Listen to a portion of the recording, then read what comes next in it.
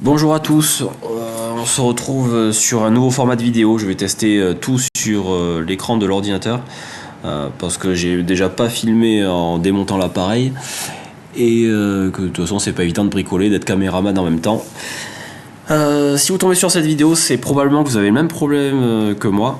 J'avais le souci suivant, un appareil Karcher vapeur, balai vapeur, qui a 2 ans d'âge pour le mien. Je m'en servais 2 fois par semaine et il s'est mis progressivement à ne plus faire de vapeur jusqu'à plus du tout.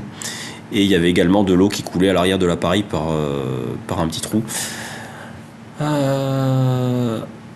Il est très probable que si vous avez un SC3, il puisse y avoir le même problème. J'en avais un auparavant. Donc j'ai été sur le site Karcher Spare Part. J'ai dû prendre celui-ci ou celui-ci. Donc c'est pièces détachées. Vous tombez sur ce site. Vous pouvez rentrer votre numéro de série. Donc il vous suffit d'enlever le réservoir ici, là. Et à l'arrière vous avez une étiquette avec le numéro de série. Hop. Voilà l'historique. Donc c'est moi pour le mien c'était 1 513 345 0. Peut-être que selon l'année il peut y avoir un chiffre différent. Donc voilà, on cherche les pièces détachées et on tombe sur le catalogue. Donc j'ai consulté le site avant de le démonter pour voir un peu comment était fait l'appareil, pour voir qu'est-ce qui pouvait goûter à l'arrière. Donc pièce 10, c'est le corps de l'appareil. Et tac. Donc ici, vous avez là où viennent se mettre les vis Torx. Donc il vous faudra simplement un tournevis Torx pour démonter l'appareil. C'est la même taille pour toutes les vis. Il y en a 8 ou 10, il me semble. Pour démonter tout, le manche, le corps. Voilà. Et en dessous, vous avez 2 petits trous. Et j'avais un goutte à goutte, en plus d'une absence de vapeur. Et donc, un des 2 petits trous était relié. Il y avait cette durite numéro 34. Et cette soupape, ce T. Donc, c'est une soupape de surpression. C'est vrai que sur le site, c'est pas forcément bien indiqué. Parce que c'est abrégé. Bon, là, j'ai les sites en anglais, mais je l'avais trouvé en français. Je crois qu'il faut se créer un compte pour avoir les prix. Donc voilà, pièce 21. Vous avez la référence ici. Voilà. Et le prix était de 2 € et quelques. Bon, après, sachant que les frais de port étaient de 8 ou 10 €. Donc voilà, ça fait 10-12 € la pièce. Je n'ai pas réussi à trouver moins cher, même sur eBay, AliExpress, n'importe où. J'ai appelé aussi le SAV pour savoir un peu le rôle de cette pièce, savoir si c'était normal que de l'eau coule à l'arrière.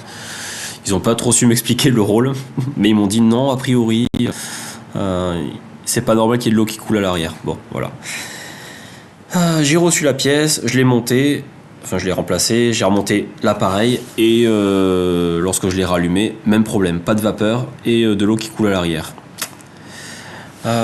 Du coup j'ai un peu analysé le reste. Donc la pièce 20, c'est une pompe qui prend l'eau de votre réservoir et qui l'amène ici jusque dans la pièce 9 qui est donc la chaudière, la chambre de chauffe, et ensuite ça part dans cette pièce bleue. Bon, elle n'est pas bleue, hein, c'est sur le site, elle est noire, ici, et ensuite ça sort du corps pour aller sur votre tête d'appareil, enfin votre brosse, là où il y a la serpillière. Donc cette pièce 7, j'ai regardé, elle n'était pas bouchée par le calcaire. J'ai mis une petite tige fine. Non, il n'y avait rien qui bloquait. Ce que j'ai fait, c'était enlever la durite, donc 31, qui sort de la pompe, enlever la soupape T, la petite durite 34, la durite 32, et en fait relier directement la pompe et la chambre par une durite que j'avais en stock de bon diamètre. Donc j'ai juste à la recouper parce que j'avais 1 mètre de durite.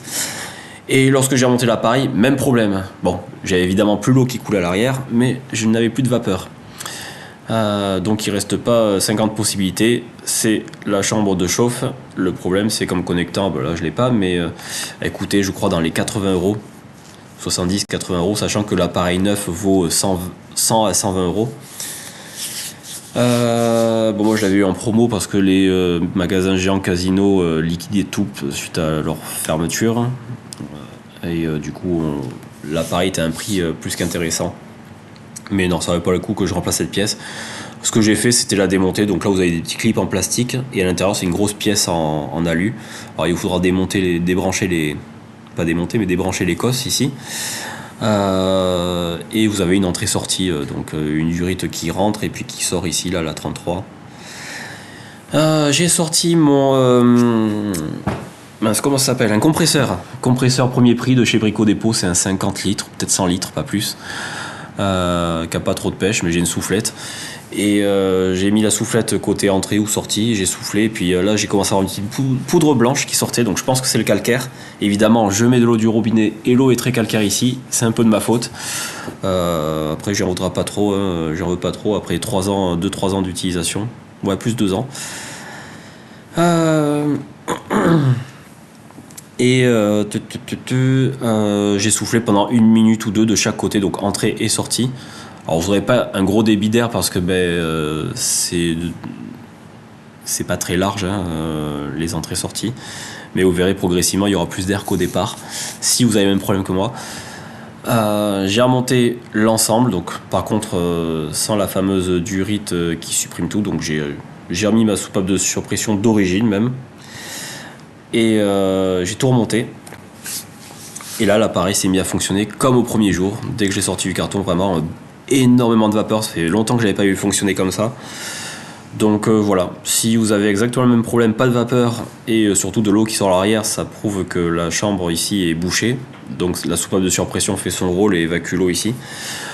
Bon courage pour le montage pour le démontage et remontage, sachant que ça prend les 30-45 minutes au total, hein, en sortant le matériel, en faisant le coup d'air avec le compresseur, vraiment en prenant son temps. Donc voilà, merci d'avoir regardé cette vidéo, petit format qui change, et à bientôt.